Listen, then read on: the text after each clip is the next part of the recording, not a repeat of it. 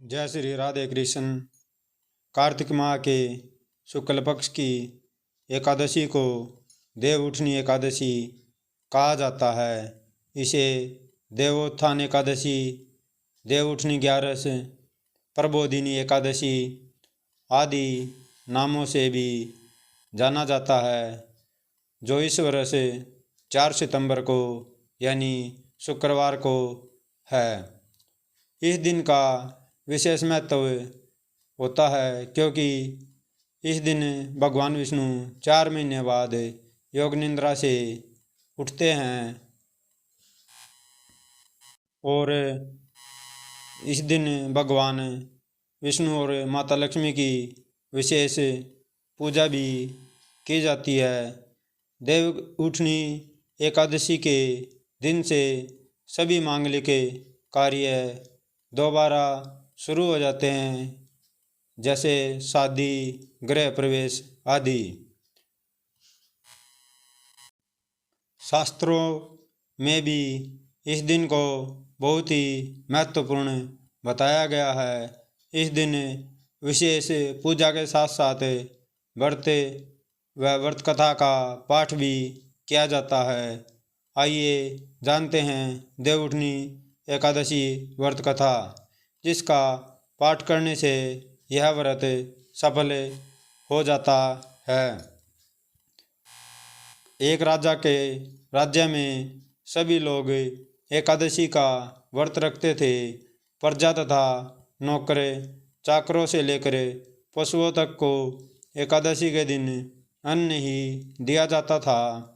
एक दिन किसी दूसरे राज्य का एक व्यक्ति राजा के पास आकर बोला, महाराज कृपया करके मुझे नौकरी पर रख ले। तब राजा ने उसके सामने एक शर्त रखी कि ठीक है, रख लेते हैं, किंतु रोज़ तो तुम्हें खाने को सब कुछ मिलेगा, पर एकादशी को अन्न ही मिलेगा। उस व्यक्ति ने उस समय हाँ कर ली, पर एकादशी के दिन जब उसे फलाहार का सामान दिया गया तो वह राजा के सामने जाकर गिड़गिड़ाने लगा, महाराज इससे मेरा पेट नहीं भरेगा, मैं भूखा ही मर जाऊंगा, मुझे अन्न दे दो।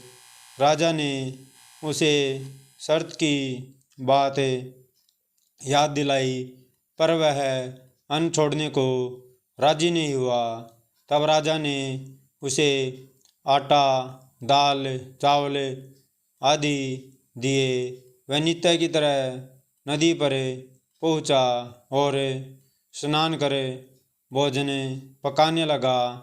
जब भोजन बन गया तो वह भगवान को बुलाने लगा, आओ भगवान, भोजन तैयार है। 15 दिन बाद अगली एकादशी को वह राजा से कहने लगा कि महाराज मुझे दुगना सामान दीजिए। उस दिन तो मैं भूखा ही रह गया। राजा ने कारण पूछा तो उसने बताया कि हमारे साथ भगवान भी खाते हैं, इसलिए हम दोनों के लिए यह सामान पूरा नहीं होता। बुलाने पर पीताम्बर धारण किए भगवान चतुर्भुज रूप में आ पूछे तथा प्रेम से उसके साथ भोजन करने लगे। भोजन आदि करके भगवान अंतर्ध्यान हो गए तथा वह अपने काम पर चला गया। 15 दिन बाद अगली एकादशी को वह राजा से कहने लगा कि महाराज मुझे और दुगना सामान दीजिए। उस दिन तो मैं भूखा ही रह गया। राजा ने कारण पूछा तो उसने बताया कि हमारे साथ भगवान भी खाते हैं, इसलिए हम दोनों के लिए यह सामान पूरा नहीं होता। यह सुनकर राजा को बड़ा आश्चर्य हुआ। वह बोला, मैं नहीं मान सकता कि भगवान तुम्हारे साथ खाते हैं। मैं तो इतना व्रत रखता हूँ, पूजा करता हूँ, पर भगवान ने मुझे कभी दर्शन नहीं दिए। राजा की बात सुनकर वह बोला, महाराज, यदि विश्वास न हो तो साथ चल कर देख ले। राजा एक पेड़ के पीछे छिप कर बैठ गया।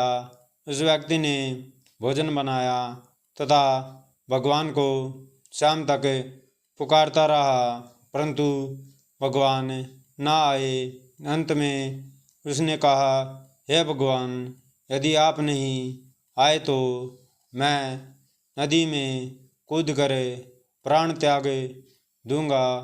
लेकिन भगवान नहीं आए। तब वह प्राण त्यागने के उद्देश्य से नदी की तरफ बढ़ा। प्राण त्यागने का उसका दृढ़ इरादा जान शीघ्र ही भगवान ने प्रकट होकर उसे रोक लिया और साथ बैठकर भोजन करने लगे।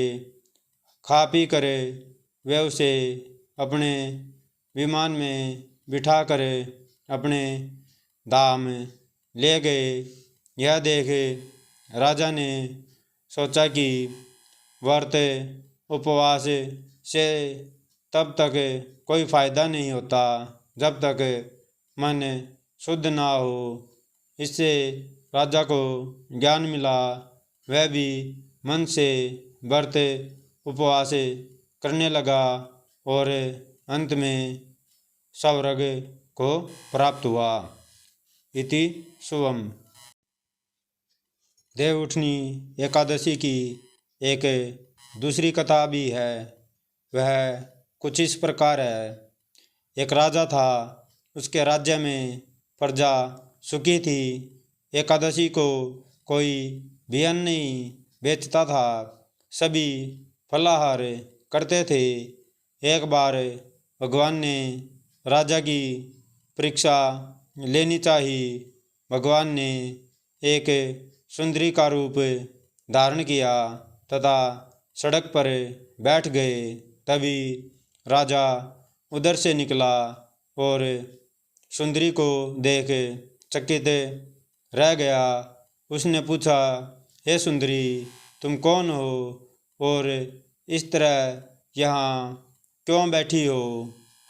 तब सुंदरी स्त्री बने भगवान बोले, मैं निराश्रिता हूँ। नगर में मेरा कोई जाना पहचाना नहीं है, किससे सहायता मांगूं?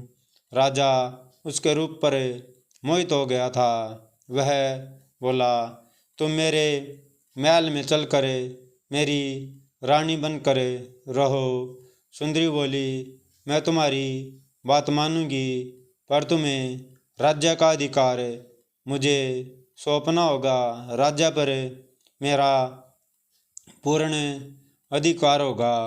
मैं जो भी बनाऊंगी तुम्हें खाना होगा। राजा उसके रूप पर मोहित था, अतः उसकी सभी शर्तें स्वीकार कर ली। अगले दिन एकादशी थी। रानी ने हुक्म दिया कि बाजारों में अन्य दिनों की तरह अन्न बेचा जाए। उसने घर में मांस मछली आदि पकवाए तथा परोस कर राजा से खाने के लिए कहा। यह देखकर राजा बोला, रानी, आज एकादशी है, मैं तो केवल फलाहार ही करूँगा। तब रानी ने शर्त की याद दिलाई और बोली, या तो खाना खाओ, नहीं तो मैं बड़े राजकुमार का सिर काट दूंगी। राजा ने अपनी स्थिति बड़ी रानी से कही तो बड़ी रानी बोली, महाराज, धर्म ना छोड़े, बड़े राजकुमार का सिर दे दें। पुत्र तो फिर मिल जाएगा, पर धर्म नहीं मिलेगा। इसी दौरान बड़ा राजकुमार खेल कर आ गया माँ की आँखों में आंसू देखकर वह रोने का कारण पूछने लगा तो माँ ने उसे सारी वस्तु स्थिति बता दी। तब वह बोला, मैं सिर देने के लिए तैयार हूँ। पिताजी के धर्म की रक्षा होगी, जरूर होगी। राजा दुखी मन से राजकुमार का सिर देने को तैयार हुआ तो रानी के रूप से भगवान विष्णु ने प्रकट होकर असली बात बताई। राजन, तुम इस कठिन परीक्षा में पास हुए। भगवान ने प्रसन्न मन से राजा से वर मांगने को कहा तो राजा बोला, आपका दिया सब कुछ है, हमारा उद्धार करे।